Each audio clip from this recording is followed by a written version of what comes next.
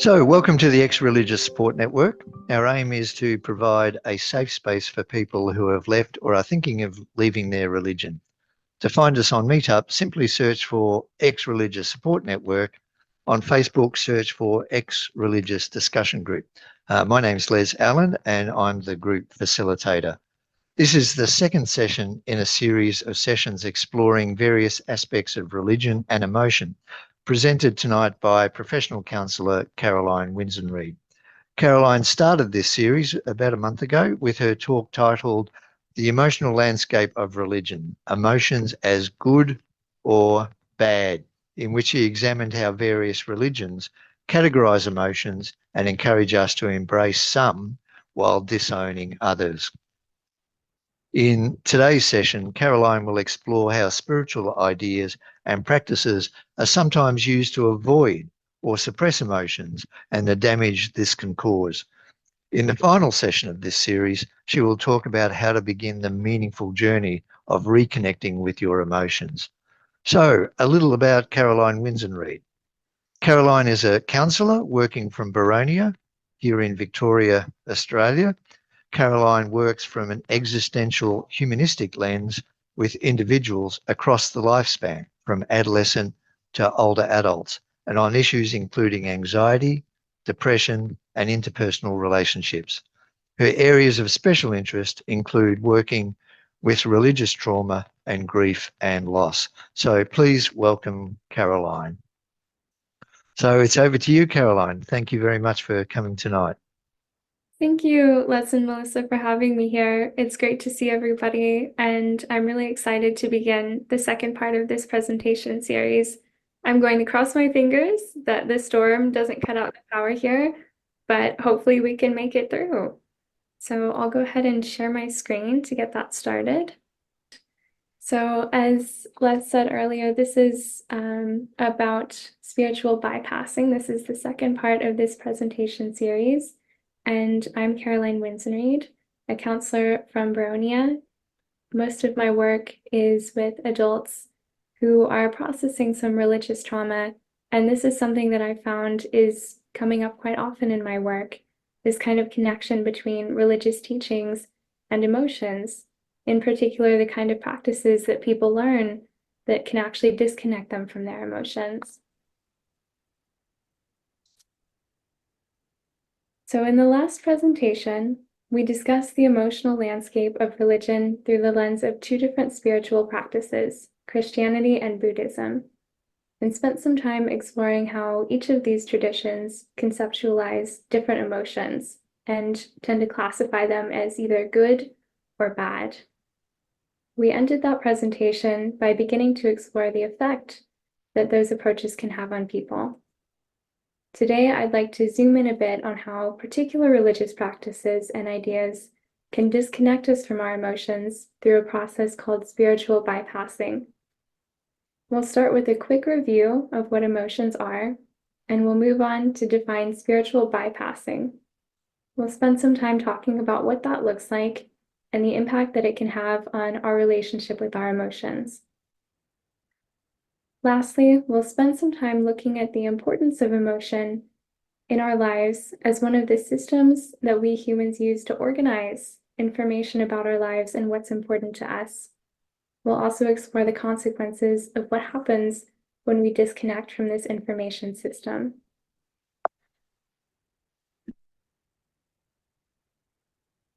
Okay. So we started with this in the last presentation, but I just wanted to quickly spend a moment to review this.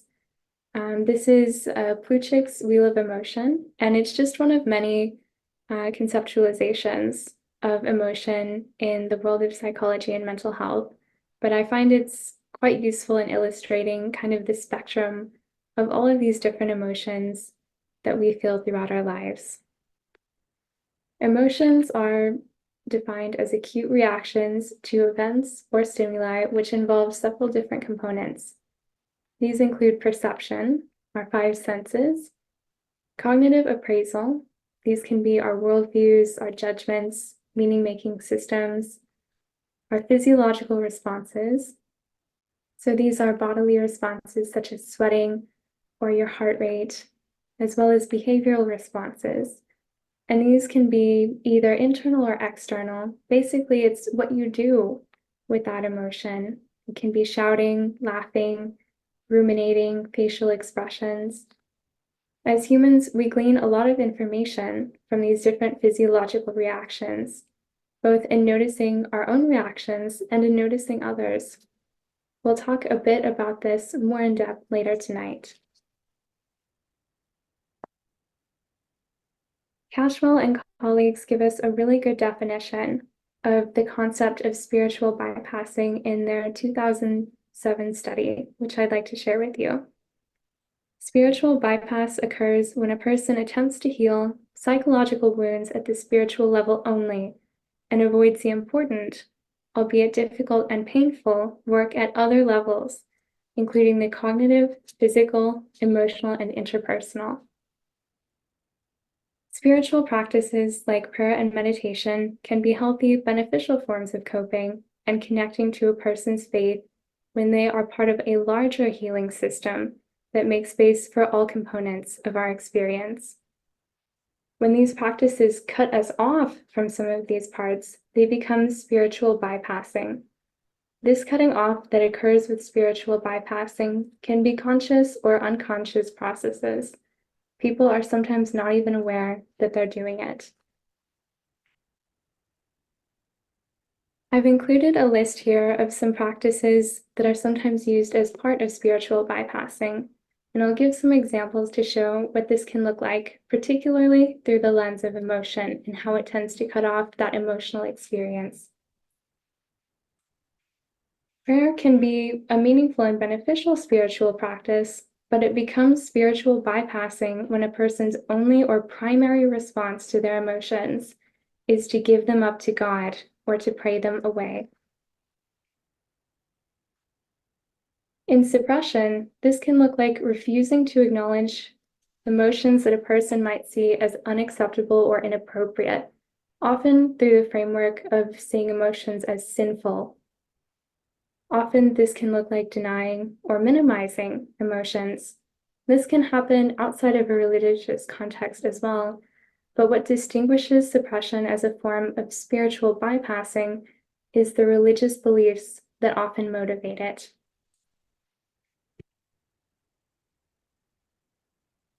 With meditation, this can look like trying to detach from emotional experience.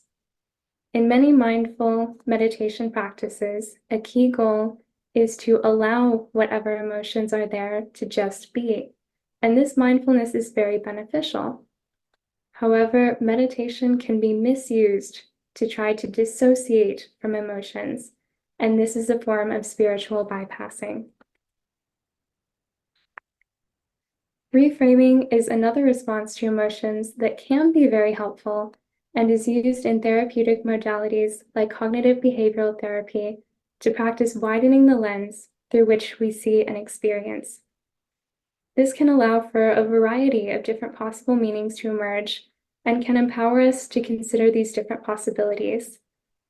However, emotional experiences can be reframed in a spiritual context through spiritual bypassing in ways that actually narrow this lens by assigning a singular spiritual meaning to them. This can distort or rob our experiences of any non-spiritual meaning. Sublimation can again be a helpful way to channel painful emotions into something we value. For example, someone might sublimate the energy of anger into an act of self-care by cleaning the house. In a religious example, they might channel their sadness into worship, but this can veer into the territory of spiritual bypassing when it prevents us from actually experiencing and engaging with our emotions. And often people can be encouraged to do this as one of their primary forms of coping with emotions. Avoidance can take on many different forms in spiritual bypassing, and is the end result of spiritual bypassing behaviors like suppression and reframing. I think this can be a good example of how these behaviors often overlap and work together.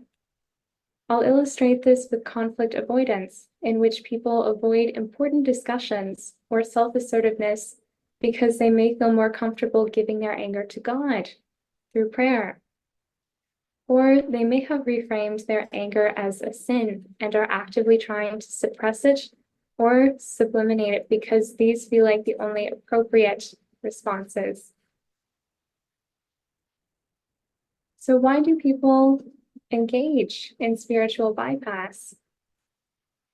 In a 2018 study, Picciotto and colleagues identified a few different reasons that someone might spiritual bypass, many of which overlap.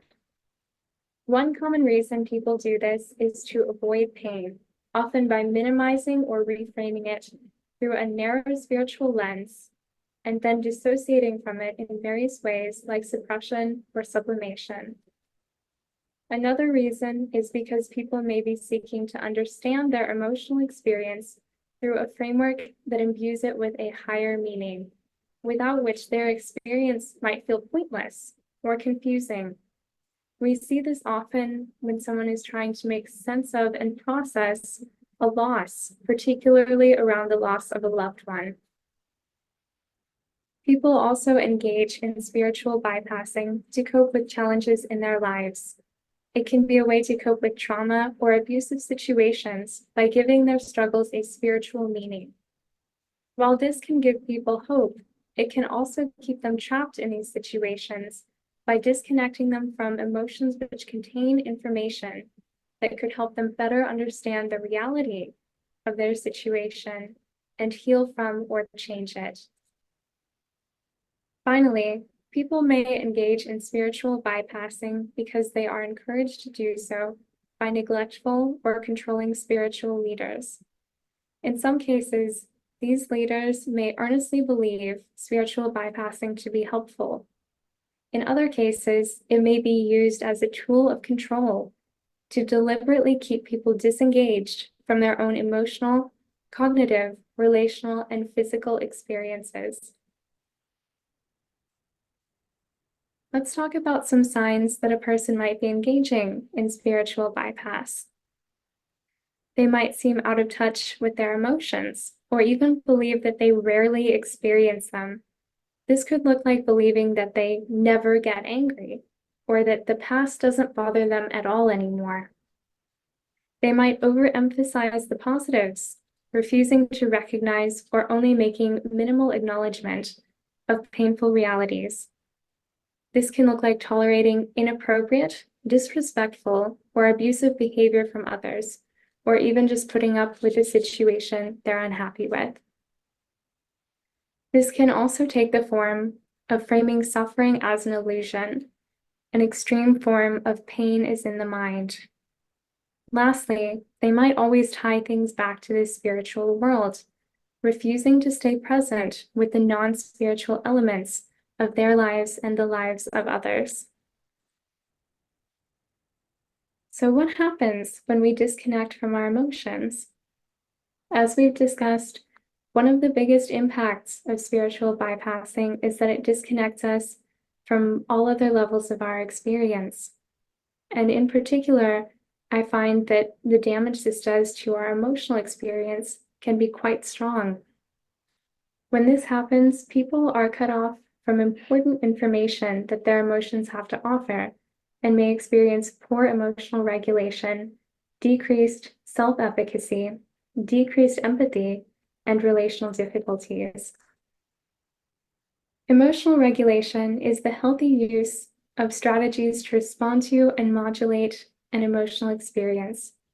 We do this by initiating actions, inhibiting actions, or modulating our reactions. To give an example with anger, we might regulate that anger by initiating the action of setting some new boundaries, but we might inhibit the action of yelling at someone when we do this. We modulate our reaction to anger by checking in with what that anger is trying to tell us, putting it into a wider context, and considering how we'd like to respond from a place of our values. And in doing this, we bring in other areas of our experience, including physical, cognitive, and relational. Many mental health practitioners and researchers use the term emotional regulation interchangeably with emotional control.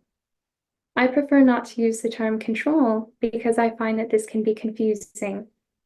We are not controlling the emotions themselves, and this word often brings to mind a connection with emotional suppression. I prefer to use the term regulate to highlight that we are choosing how to respond to an automatic emotional reaction and making a series of decisions about how we'd like to lean into, step away from, or otherwise modulate that experience and our expression of it. Spiritual bypassing is sometimes used as a misguided way to get rid of unwanted or uncomfortable emotions, particularly emotions that are framed as bad by the religion. But doing this doesn't usually make them go away. It actually tends to amplify them because we are not actually engaging with the meaningful information that they're trying to offer us.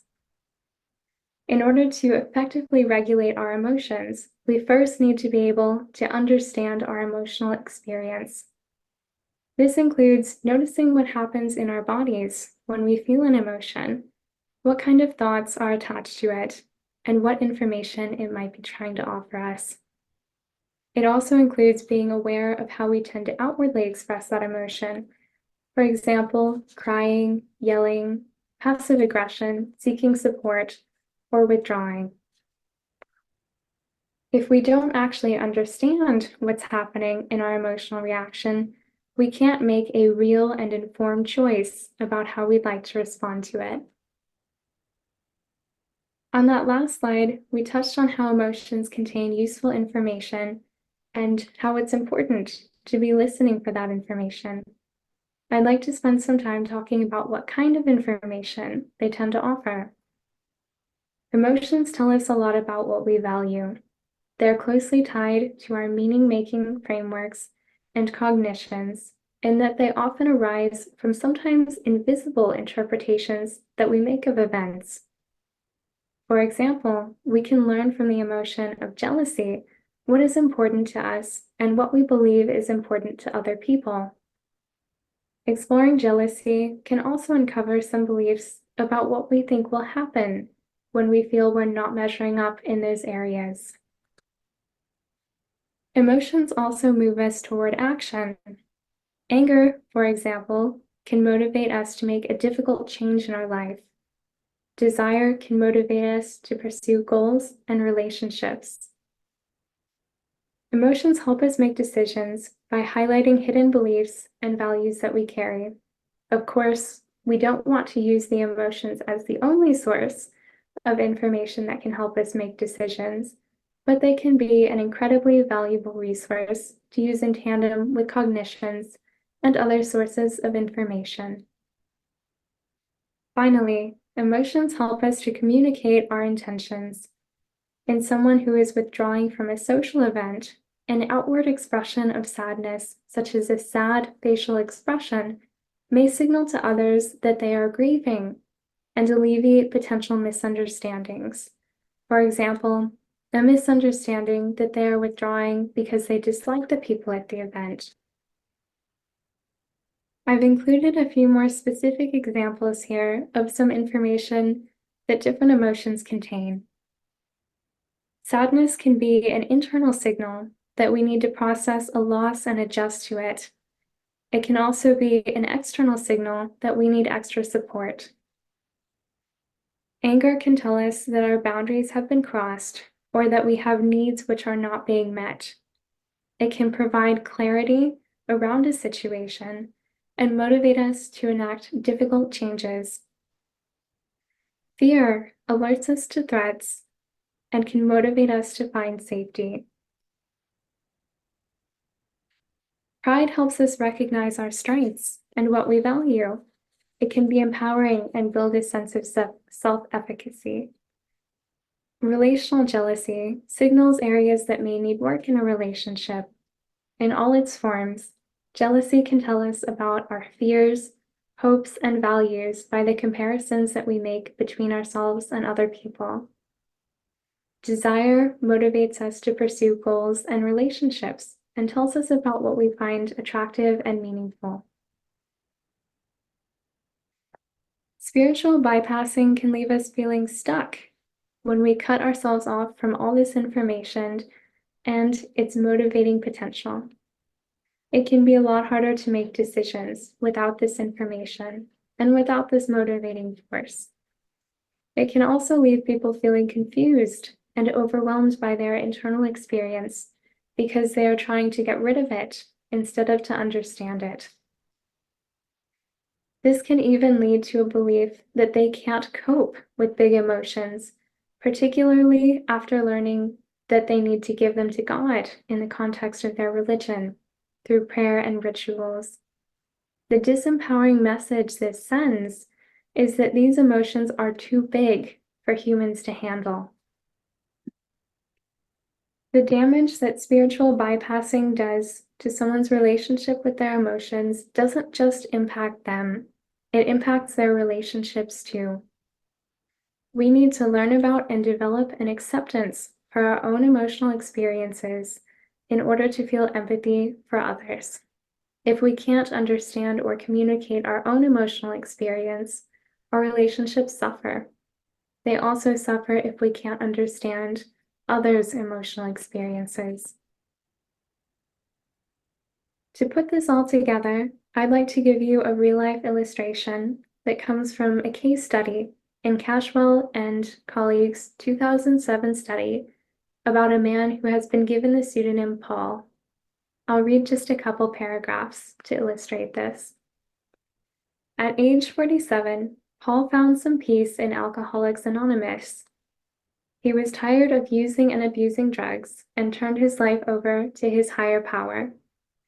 Unfortunately, the work stopped there. Although Paul no longer drank or used drugs, he still carried with him the emotional scars from childhood. He tried to quiet the storm through prayer and fellowship with others in recovery, but the emotions would not be quelled. He found himself lashing out at friends, co-workers, and himself. The problem was compounded by Paul's view that these emotional outbursts were signs that he did not have enough faith in his higher power. He psychologically beat himself up even more. Paul's work in counseling involved healing at all levels. Over the years, his body had become numb to feeling. He was unable to tell when he was becoming angry because he could not feel anything in his body. Therefore, he felt that his anger had total control over him. As he began to pay more attention to the messages from his body, he began to see that he actually did have some control over his emotions and his actions. He learned that by paying attention to tension and tightness in his body, he could anticipate the rising anger more quickly and leave the situation before he started fighting. Now that we've explored the landscape of emotions in religion and what happens when we disconnect from our emotional experience, the next and last step in this series is to explore how to reconnect with our emotions.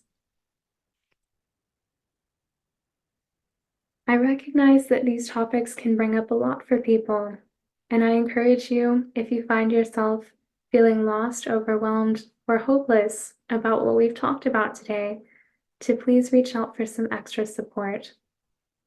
Talking to others who have had similar experiences, whether that's in the support group or if it's a trusted friend, can be a really powerful resource. Being able to tell our story and listen to other stories is often an integral part of healing. It can also be helpful to explore your emotions in therapy, where a trained therapist can help you identify, make sense of, and reconnect with emotions that you may find yourself struggling to identify or make room for. And that's all for me for tonight. I look forward to hearing your thoughts and reflections, and I hope you can join me for the next and the last part in this series. Thank you very much, Caroline.